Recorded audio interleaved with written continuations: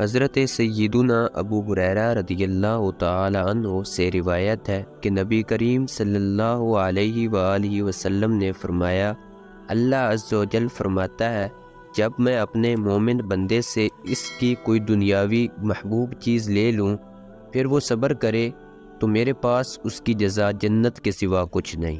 علماء فرماتے ہیں صفیہ سے مراد صرف بیٹا نہیں بلکہ یہ عام ہے، اس میں بھائی، باپ، ہر وہ انسان یا چیز شامل ہے جس سے انسان محبت کرتا ہے، اور حضور صلی اللہ علیہ وآلہ وسلم نے اسے مفرد واحد ذکر کیا ہے، یعنی کسی کا ایک بچہ فوت ہو اس کے لیے بھی جنت ہے۔ احتسابہ سے مراد یہ ہے کہ محبوب چیز کے فوت ہو جانے پر اللہ عز و جل سے ثواب کی امید کرتے ہوئے اس پر صبر کرے۔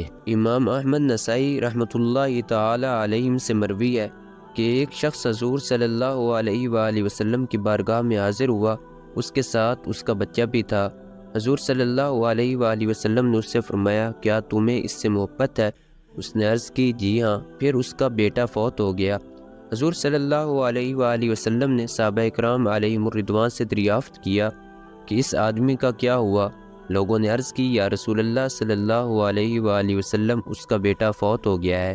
حضور صلی اللہ علیہ وآلہ وسلم نے فرمایا، کیا تمہیں یہ بات پسند نہیں کہ تم جنت کے کسی دروازے سے آؤ اور وہ فوت شدہ بچہ پہلے سے تمہارے انتظار میں وہاں کھڑا ہو؟ صحابہ اکرام علیہم الرضوان نے عرض کی، یا رسول اللہ صلی اللہ علیہ وآلہ وسلم، کیا یہ خوشخبری صرف اس شخص کے لیے ہے یا ہمارے لیے بھی ہے؟ حضور صلی اللہ علیہ وآلہ وسلم نے ارشاد فرمایا، تم سب کے لیے بھی ہے۔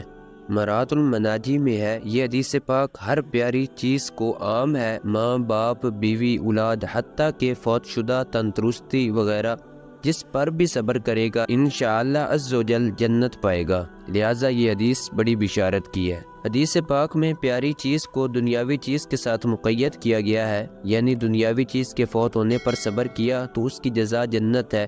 یہ اس لیے ہے تاکہ معلوم ہو جائے کہ اگر کسی اخروی چیز یعنی جن چیزوں کی وجہ سے آخرت بہتر بنتی ہے، جیسے دینی دوست، دینی استاذ، پیر و مرشد وغیرہ کے فوت ہو جانے پر صبر کیا تو اس کی جزا جنت سے بھی زیادہ ہے، یعنی اللہ کی رضا، اور یہ سب سے بڑی جزا ہے۔